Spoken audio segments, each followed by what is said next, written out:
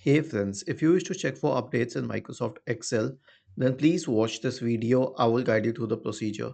So it's not very difficult. Here's what you have to do. Search for Excel in the Windows search bar and open Microsoft Excel. Go to any blank workbook, click on File, select Account, click on Update Options, click on Update Now.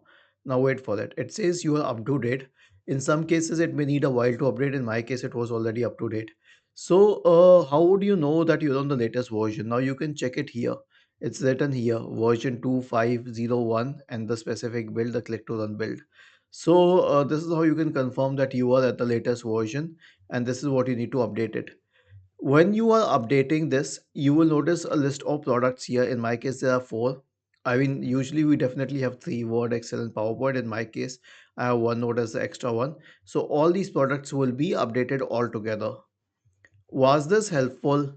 If yes, then please subscribe to the channel. If not, then let us know in the comment section of the video on how we could help you further.